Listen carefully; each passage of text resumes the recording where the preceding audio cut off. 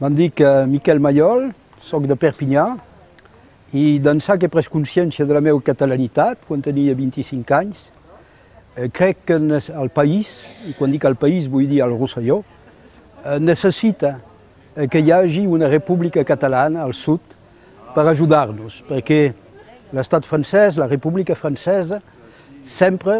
ha actuat en contra de la nostra identitat, de la nostra personalitat, de la nostra cultura, de la nostra llengua. Quan tinguem una república catalana, això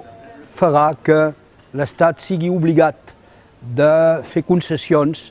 per mort que el Rosselló avanci cap a la recuperació de la plena personalitat.